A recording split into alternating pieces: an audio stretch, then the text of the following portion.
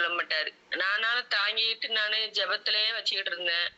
அப்புறம் என் பையன் படிச்சுக்கிட்டு இருந்தானா, அவன் இந்த வீட்ல இருக்க முடியலம்மா, வாங்க நம்ம 3 பேரும் தற்கொலை பண்ணிருவோம் அப்படின்னு சொல்லிக்கிட்டே இருப்பான்.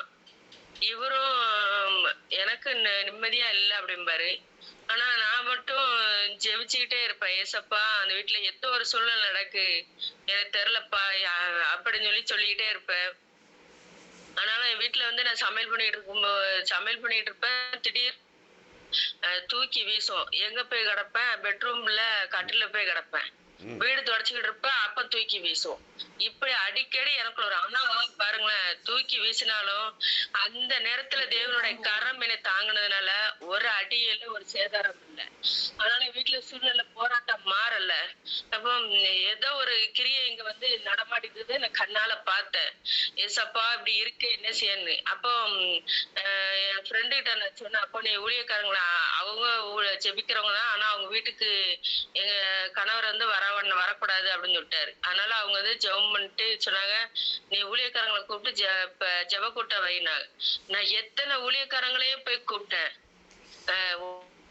போய் கூப்பிட்டேன் நானு.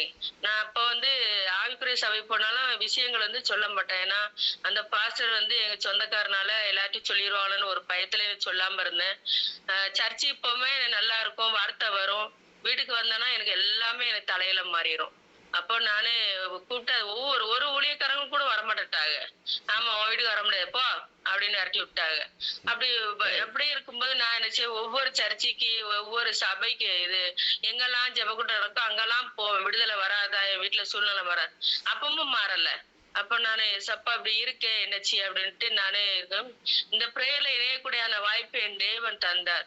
சரி இந்த பிரேயர்ல இணைவோம் அப்படின்னு சொல்லி. ஆனா அந்த பிரேயர்ல இணைஞ்சதுக்கு அப்புறம் அம்மா சொல்லுவாங்க, பைபிளை நீங்க சத்தமா படிங்க, ஏன்னா அந்த வசனம் வந்து உங்க சுவர்கள்ல வந்து பேசணும் அப்படிம்பாங்க. அப்ப நானும் என்ன செய்வேன், ஹால்ல உட்காந்துக்கிட்டு சத்தமா அந்த பைபிளையும் படிப்பேன், இந்த பிரேயரையும் சத்தமா வச்சுக்கிடுவேன். கதவு எல்லாத்தையும் பூட்டி சத்தமா வச்சுக்கிடுவேன்.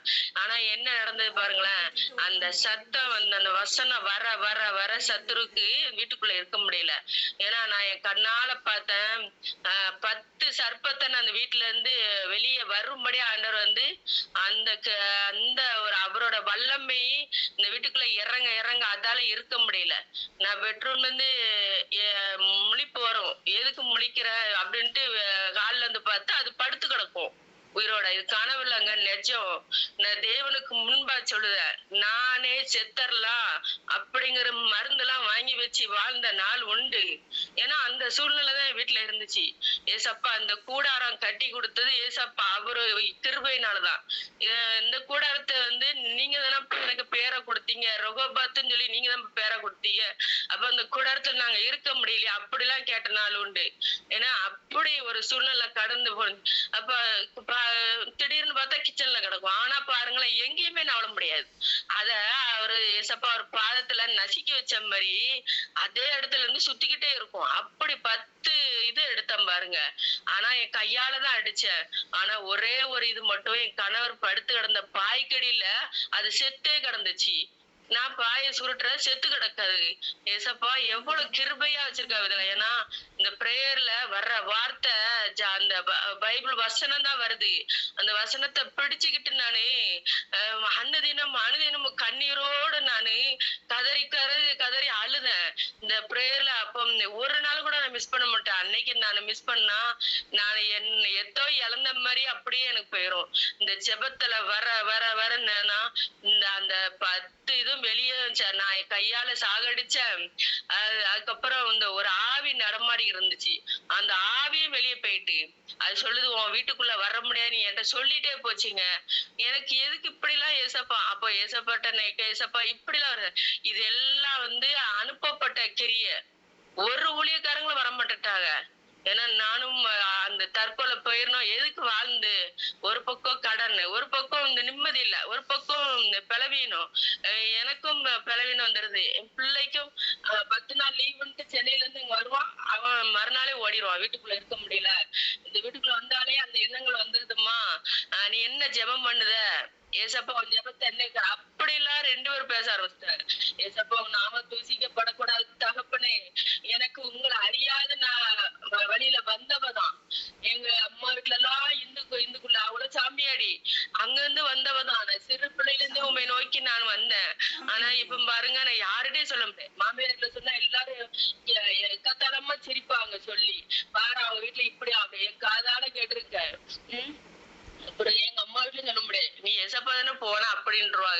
அங்கேயும் சொல்ல முடியாது, யார்கிட்டயும் சொல்ல முடியாது. ஏசப்பா நீங்க தான் அப்படின்னு சொல்லிட்டு கடந்து வந்தேன். ஆனா அந்த ஜெபத்தை நான் தாழ்மையா யாரையும் ஒரு நாள் கூட மிஸ் பண்ணாதீங்க. ஏன்னா அண்ணனைக்குள்ள மன்னா வந்ததுல எனக்கு கோட்டையும் அரணும் தேவனும் பெலனும் கிருபையும் வல்லமையும் மகிமையாத்தான் இருந்துச்சு எனக்கு. அது இருக்க இருக்க போய் தான் நான் இந்த அளவுக்கு ஜீவனோட நாங்க 3 பேரும் உயிரோட இருக்கோம். என்ன கடன் கடன் பிரச்சனை இருக்கு. ஆனா வீட்டுல போராட்டம் வந்து அப்ப இருந்த போராட்டம் கிடையாது. இப்போ கணவர் நல்லா பேசுறாரு, பிள்ளை நல்லா பேசுது. ஆனா பிள்ளைக்குள்ள இப்போ கணவருக்கு அடிக்கடி ஆக்சிடென்ட் ஆகும். அவருக்கு 7 தடவை ஆக்சிடென்ட் ஆயிருக்கு. ஆனா எலும்பெல்லாம் நொறுங்கி போச்சு. ஆனா ஒரு நாள் கூட என் தேவன் ஒரு ஆபரேஷன் பண்ணாத அளவுக்கு என் தேவன் கொண்டு வந்துகிட்டு இருக்காரு. அவருக்கு இப்போ ஆக்சிடென்ட் நடக்கிறதெல்லாம் முடிஞ்சு போச்சு. பிள்ளைக்கு அடுத்து நடந்துட்டு இருக்கு. அவனுக்கு ஒரு சேதாரம் இல்லாம லேச கையில கிராச்சு, லேச கால்ல கிராச்சு, அப்படிதான் இருந்துட்டு இருந்துச்சு. ஆனா ஒரு தடவை கூட ஒரு ஆபரேஷன் நடக்காதவரு, என் தேவன் ஒரு நோய் கூட அணுகாதவரு, எங்க 3 பேரையும் அவர் கண்மணி போல பாதுகாத்து கொண்டு வந்தாரு. அதற்கான கோடான கோடி நன்றி செலுத்துறேன். ஏன்னா நன்றி சொல்ல வார்த்தையிலே இல்ல. நான் இப்பவும் அவர் செய்த நன்மையை சொன்னாலே அப்படி அழுதுன்னு அவருக்கு நன்றி சொல்லுவேன். ஏன்னா ஏன்னா நான் தனிமையை விடப்பட்டேன். நான் ஒரு பாலைவனத்துல இருந்தேன். அந்த நாட்களும் என் தேவனுடைய கரம் மட்டும்தான் என்னோட இருந்துச்சு. ஏசப்பா எனக்கு எல்லா வாசலும் அடைக்கப்பட்டுச்சு. ஆனா நீ இந்த வாசல்ல இருந்தாதான் நீ ஜெயிக்க முடியும்னு சொல்லி எனக்கு இந்த திறந்த வாசலை கொடுத்திருக்காரு. இந்த ஜெபத்துல வர்ற வல்லமையான வார்த்தை இன்னும் அது வந்து எவ்வளவு ஒரு இருக்குன்னு நான் ருசிச்சு ருசிச்சு நான் அனுபவிச்சுக்கிட்டு இருக்கேன். இன்னொன்னு என்னன்னா, இந்த வருஷம் பிப்ரவரியில நான் டெங்குவால 4 நாள் படுத்த படுக்கையா கிடந்தேன். அது பல மாதங்களா இருந்திருக்கு அந்த டெங்குக்குள்ள அறிகுறி. ஆனால் என் சரீரத்துல அது தெரியவில்லை. நான் சொல்லுவேன் இப்படி எனக்கு உடம்பு சரியில்லை. ஆனா எனக்கு பிரஷரும் கையாயிட்டு 250 போயிட்டு, சுகர் 200 வந்துட்டு. என்னால இருக்க முடியல. எனக்கு எப்படி இருக்குன்னு மூச்சு திணறல் வந்துட்டு ஒரு டாக்டர்கிட்ட கூட்டு போனாரு என் கணவர். இந்த வருடம் பிப்ரவரியில நடந்தது இந்த சாட்சி. அந்த டாக்டர் எல்லாத்தையும் பார்த்துட்டு ஒண்ணுமே சொல்லலாங்க. ஆனா எல்லா ரிப்போர்ட்டும் அதுல இருக்கு. என்னென்ன குறைகள் இருக்கோ அத்தனை இருந்துச்சு. ஆனா அவர் ஒண்ணும் சொல்ல, பிரஷர் தான் இருக்குன்னு பிரஷர் மாத்திரை கொடுத்தாரு. ஆனாலும் நான் வேலைக்கு போய்கிட்டே இருந்தேன். ஏசப்பா வேலைக்கு லீவ் போட முடியலையா அப்படின்னு. அப்ப சொன்னாரு, எந்த பலத்தோட போ, அனுப்புகிறார் நான் அல்லவா அப்படின்னாரு. எனக்கா இத்தனை கிருபை ஏசப்பா, எனக்கா இத்தனை கிருபை அப்படிங்கிற வார்த்தை வந்துகிட்டே இருந்துச்சு.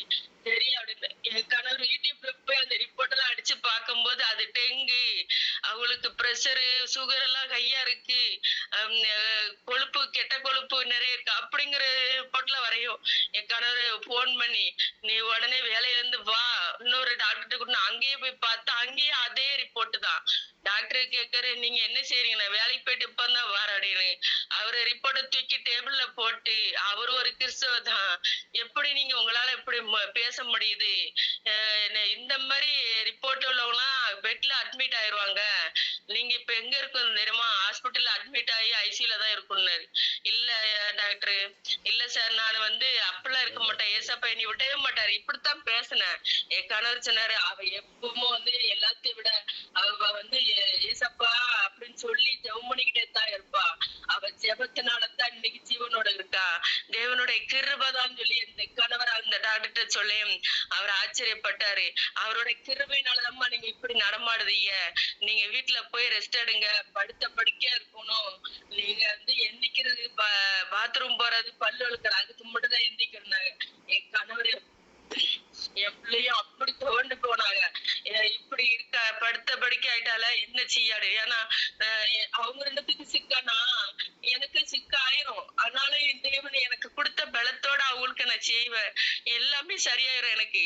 ஆனா நான் சிக்காயிட்டுனா அவங்க 2 பேரால ஒண்ணும் செய்ய முடியாது. ரொம்ப அழுதாங்க. நான் சொன்னேன் ஜெபம் பண்ணிக்கிட்டே இருங்க அப்படின்னு.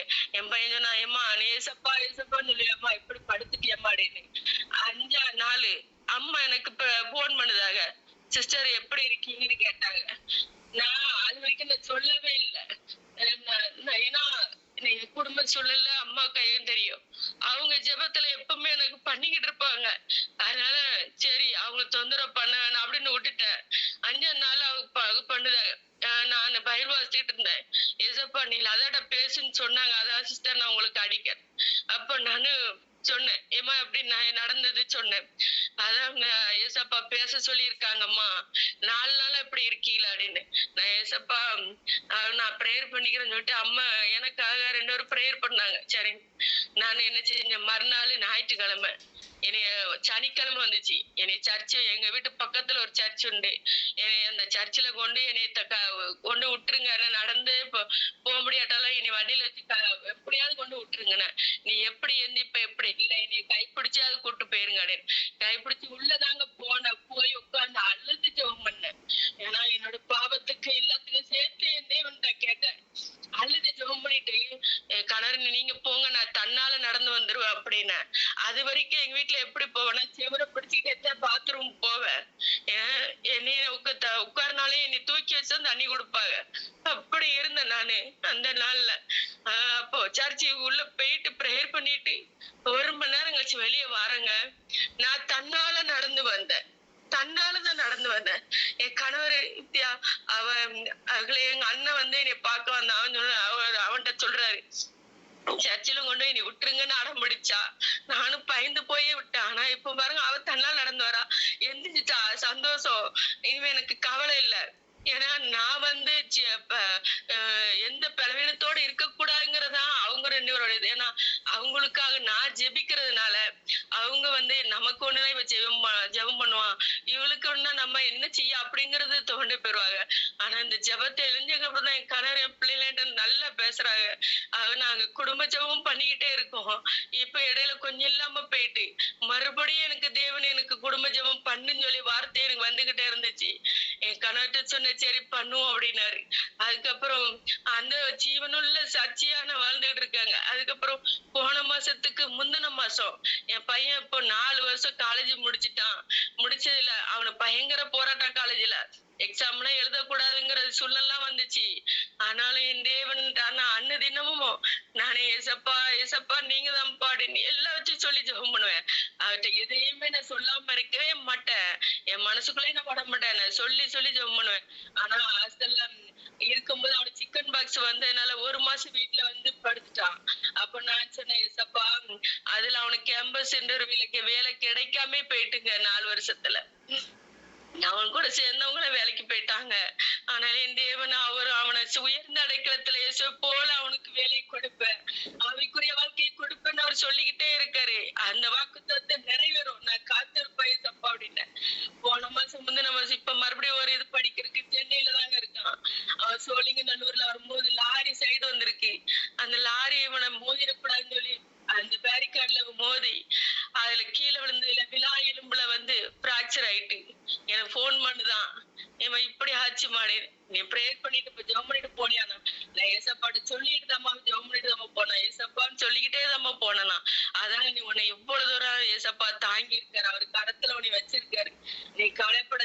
நீ எங்க போனாலும் போகும்போது வரும்போது நீ வீட்டுல இருந்தாலும் சரி ஏசப்பான்னு உன்னோட இருதயத்துல சொல்லிக்கொண்டே இருக்கணும் அப்படின்னு. சரிம்மாடனா. ஆனா எக்ஸ்ரே எடுத்தான். காசு இல்லைங்க. பெரியாசூர்லதான் போய் எடுத்தான். போய் அங்க உள்ள சென்னையில உள்ளது அங்க போய் எடுத்துல அவங்க சொன்னாங்க பிராக்சர் ஆயிடுச்சு அப்படின்னா. அப்புறம் வந்து ஸ்கேன் எடுக்கணும் அப்படின்னா. ஸ்கேன் ஸ்கேன் எடுக்கணும்னா நான் என்ன பண்ண எனக்கு தெரியல. பிறகு எப்படியோ நான் காசு வாங்கி அனுப்பி விட்டேன். நானு வெளியே பிரைவேட்ல ஸ்கேன் எடுக்க ஏசப்பட சொன்னேன். ஏசப்பா எக்ஸ்ரேல தெரிஞ்சது நீங்க பரிகாரியான தேவன், நீங்க தான் மருத்துவர். எனக்கு இந்த உலகத்துல உங்களை தவிர வேற யாருமே எனக்கு கிடையாதுன்னு சொல்லி அப்படி என் தேவன் தான் நான் கேட்டேன். ஸ்கேன்ல ரிப்போர்ட் வருதுங்க. உண்மையில சொல்லுது தேவனுக்கு உண்பாக தகுதி இல்லாத என்ன தூக்கி எடுத்திருக்காரு. குழியில கடந்த தூக்கி எடுத்தாரு. அந்த ஸ்கேன்ல வந்துச்சு. அதுல ஒரு பிரச்சனை இல்ல, எல்லாம் நார்மலா இருக்குன்னு சொல்லி வந்துச்சு. என் தேவன் மாத்திரம்தான். இந்த ஜெபத்துல நான் இல்லைன்னா நானே சொல்லுதேன் நாங்க 3 பேரும் அப்பமே மறிச்சு போயிருப்போம். ஏன்னா அவரோட தரிசனம் எங்கள் மேல் வைத்திருக்கிறாரு. அதனாலதான் அவருடைய கண்களை கண்டதுனாலதான் நாங்க இன்ன வரைக்கும் ஜீவனோடு இருக்கோம். இன்ன வரைக்கும் அவர் கொடுத்த பலத்தினாலதான் நாங்க ஓடுதோம். இன்ன வரைக்கும் பையனுக்கு வேலை வருது, சர்ச்சுக்கு போறேன்னு சொல்லி கிளம்பி போற நேரம்லாம் ஏதாவது ஒண்ணு தடையா போயிருது. ஏமா எனக்கு முடியல மாடிங்க. இப்பவும் படிக்க எந்திக்க போய் வந்து கிளாஸுக்கு போனா தலை சுத்துதுமா அப்படிங்க. பாதி நாள் போக முடியலம்மான்னு கதறான். நான் வீட்டுக்கு வந்துடட்டும் அப்படிங்க. அதனால நானு ஏசப்பா நீங்க மட்டும்தான்ப்பா எனக்கு எல்லாமே அப்படின்னு சொல்லி நானு அப்பா இந்த சாட்சியம் ஒவ்வொரு இதாக அவர் வச்சுக்கொண்டே இருக்காரு. என் தேவாதி என் தேவனுக்கு ராஜாவே ராஜாவுக்கு அவர் நாம மாத்திரம் மகிமைக்காக. ஏன்னா இந்த ஜெபத்தை யாருமே மிஸ் பண்ணிடுறாங்க. இந்த ஜெபத்தை நம்ம முன்ன பின்ன நமக்கு யார் யாரும் தெரியாது. ஆனா தேவன் முன் குறிச்ச அப்பா ஊழியக்காரங்களை கொண்டு நம்ம வச்சிருக்காருன்னா அவரோட திட்டம் அவரோட தரிசனம் நம்ம மேல வந்து நிறைவேறுது. நம்மள வந்து அவர் கருவில உருவாக்கும்படி நம்மளை தெரிந்து கொண்டாரு. அதனாலதான் நமக்கு இப்படி ஆனா இந்த மாதிரி ஜெபத்துல நான் வருவேன் இப்படி எல்லாம் எனக்கு மாறும் நான் நினைச்சே பார்க்கல.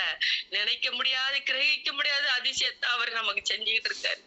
இந்த சாட்சி என் தேவனுக்கு முன்பாக நான் தாழ்த்தி அர்ப்பணிக்கிறேன். எங்களை ஜீவனோட வச்ச தேவாதி தேவனுக்கு கோடானு கோடி நன்றி ஏசப்பா. அம்மா ஐயா இன்னும் நல்லா இருக்கணும். இன்னும் அநேக ஜனங்களுக்கு எங்களை போல இருக்கிற ஜனங்கள் எல்லாம் வந்து சேர்ந்து அவங்களுக்குலாம் அன்னருடைய வார்த்தையை சொல்லணும். அந்த வார்த்தை இன்னும் வல்லமையா தேவன் அவங்களை எடுத்து பயன்படுத்தணும். இன்னும் வல்லமை எடுத்து பயன்படுத்தணும் சொல்லி நம்ம எல்லாரும் நம்ம தனிப்பட்ட ஜெபத்துல நம்ம பண்ணிக்கிட்டே இருப்போம். அதுதான் எங்களோட வாஞ்சை. ஏசப்பா உமக்கு நன்றி ஏசப்பா. அந்த சாட்சியை நீ ஆசீர்வதிக்க. ஆமென். நன்றி.